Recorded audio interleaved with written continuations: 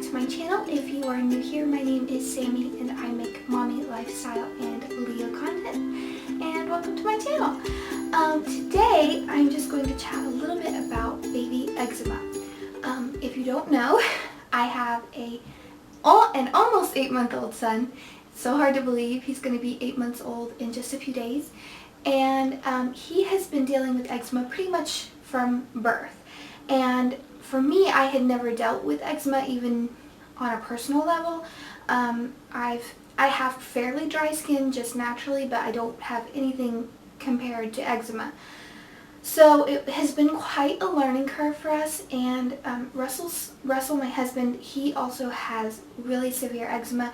He also has very bad allergies, which the dermatologists believe also plays into his eczema. And we had him try tomatoes and strawberries, and he reacted to both. And based upon that, our pediatrician recommended that we not feed him any more allergen-based foods, such as eggs or peanuts or anything like that, until we have had the opportunity to do a blood test. Russell had a very severe reaction to peanuts when he was very, very small, and that's how they discovered he was allergic to peanuts. And so she said that likely due to the fact that he is following in his dad's footsteps with his skin, and now with the sensitivity that we've seen with the foods, he'll also do so with allergies as well. So that's a little side note, but they do believe that it plays into his eczema as well. So it's kind of difficult because he's a little baby and you just want to feed him everything, but it also makes me a little bit anxious to feed him new foods. And when we started introducing solids, we have done a very slow process. Like we try a new food and we test it out for about a week, and then we introduce another new food as long as we don't notice any rashes or anything like that. And I'll just say, if you have a baby with eczema, it's a little more difficult to discern a rash between their eczema sometimes. So I've had to get a little bit, I just had to learn a little bit about what his skin looks like on a regular basis. So since he's had eczema from about birth, we've been trying to deal with that since then. And his doctor does not want to they do have more intense medications that they can use, but they don't like to introduce them before the age of 2. So this is what we're working with right now. And so far it has helped a lot. He still has bad patches that come and go, especially due to allergens in the air. So pollen, hay fever, anything like that really irritates his skin. So we're just constantly on a learning curve with this. We're still trying to learn what all irritates his skin. So, we'll see. It's definitely a learning process. So the first thing that I'm going to talk about, and I want to say first of all that I'm not a doctor, I'm not a healthcare professional. These are simply the things that have worked for us and have been recommended by our pediatrician. But if you're experiencing something similar, please consult your doctor before trying anything new, and realize that these products may not work for you. They may not work for everyone, but this is what we've experienced. So the first thing, when our pediatrician saw his really bad patches, his skin was so dry, it was almost scaly, and he had really bad patches on his back and on his chest. And that was the reason that we had actually taken him to the doctor for that visit. And so she recommended this hydrocortisone cream. It is 1%. It's specifically for babies. And we used this on his patches along with, we'll use that in a second, this Eucerin cream. Now, this Eucerin cream, I'll just show you, is very, very thick. It's like, I don't know how to describe it really. It's like a salve. Like you have to really rub it in for it to not, it's sticky, but we've seen such a change in his skin with using this. This is our second tub since she first recommended it. So what we do is we dab this on his patches, and then we take the Eucerin cream and we just rub it all over his body. And we do this every single night, and it's part of our bedtime routine. And now that he's getting bigger and moving a lot more, it's been much more difficult to get him to lay still for long enough for me to do this. So I have several different things handy right beside the changing table where we do this to keep him entertained, keep his mind busy, and hopefully still.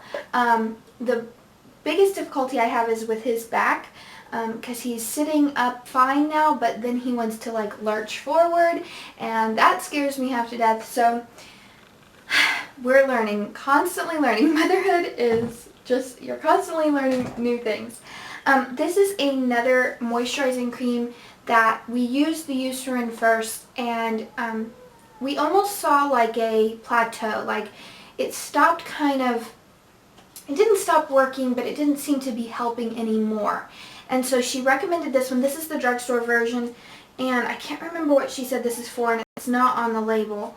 And since it's drugstore, I can't tell you, but it's the drugstore version of one of the other creams. And it's, again, it's very, very similar to the Eucerin. It's very thick, it's very creamy, and we used this for a while, and it was almost like it shocked his skin back into helping, and this really helped with his patches. So now we are alternating between the Eucerin cream and this cream. And they probably almost have the exact same ingredients, but it's just different enough that it doesn't, it keeps his skin well. I don't know why. It's weird. But it works, and whatever works is what we are going to do. So the next thing that we have is the Aveeno Baby wash and shampoo, and this is extra sensitive. It's no scent, it has no scent, and this has been probably, we've tried other ones, but this has been the best one so far not to irritate his skin. I also just recently started using the Everyone body wash and soap and bubble bath. And the bubble bath, up until then we didn't ever use a bubble bath because I was so worried it was going to irritate his skin. But so far the bubble bath hasn't irritated it either. So, because it's so fun for babies to have bubbles, and he has a rubber ducky that's his favorite, and like I wanted him to be able to experience that, but I was afraid to use any others. And so the Everyone bubble bath body wash, it doesn't seem to bother him. We haven't seen a change in his skin. Now we also use this. This is for when his skin is really flared up, and it's the Aveeno Soothing Bath Treatment, and it's oatmeal. And we have actually really enjoyed this. It's kind of a pain to get out of the tub. Like every time I use this, I have to clean the tub afterwards because it just doesn't quite dissolve all the way. And I don't know if that's because like the doctor recommended that we use tepid baths instead of hot baths, and they're short. They're not, he doesn't spend a lot of time in the water because that just dries out his skin more. And then we don't actually rub him dry. We just kind of lightly pat. What I do is I just wrap him in the towel, take him into the bedroom, and to change, like to put on his diaper and to put on his clothes.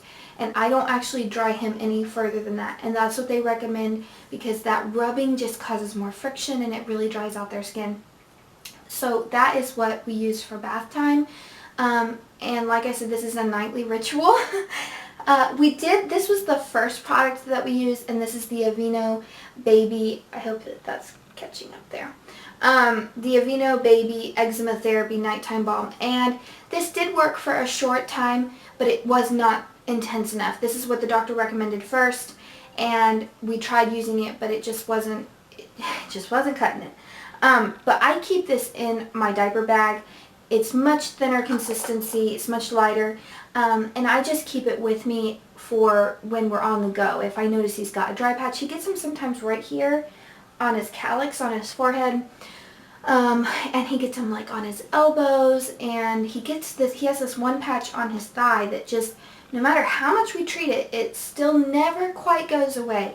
So I just keep this with us all the time, and if I notice one that I missed or something like that, then I have it with me and I don't have to worry about him scratching. That's the newest thing that we're dealing with. Is up until now he's never really been, I don't know if he just couldn't feel it or he just didn't understand, but now he scratches his patches. And oh my gosh, it just kills this mama. I can't hardly stand it. It just makes me so sad. And then I have one other product, and I'll have all of these linked below that I can find online. But I forgot to bring it in with me, and that is the doctor recommended that we use the Tide Free and Clear for both my husband and Oliver. But it's really expensive for as much laundry as we do. So the brand that we use All, and I think it's for babies specifically, and it's free and clear. So there's no scents, there's nothing extra in it, and we wash all the clothes with it. And so far we have not seen any issues with that. It's really difficult, like even for my husband. He wears uniforms to work that are dry cleaned, and if you know, dry cleaners use really harsh chemicals, and so we have seen a result of that in his skin. So it's, like I said, it's a constant learning curve. We're always learning something new. And hopefully so much can change in a baby in 2 years. And I'm really hoping that maybe in that time his skin will adjust or grow out of it, but the likelihood of that is not very high due to his dad having the same condition. So these are the products that are working for us currently, and I hope that this has been helpful to you. If you have a baby with eczema, I know how hard it can be. It's a transition. It's something new. It was something that I didn't really prepare for until we started seeing that he was having the symptoms of it. So I hope that these products are helpful to you. Maybe you will find that one of them works for you, and of course always check with your pediatrician before trying something you're not sure about. There's no harm in doing that, and our doctor has just been phenomenal all along our journey with all of Oliver's ups and downs that we've had with him. I say ups and downs. He's had a pretty good childhood so far. He's been a pretty healthy baby. So we've been very blessed, but she's been awesome. So I definitely encourage you to talk to your doctor, of course, always before you do anything new. So I hope this video was helpful. If you like this kind of content, definitely click the subscribe button. I upload videos like this every single week. And as always, I hope that I will see you in the next one.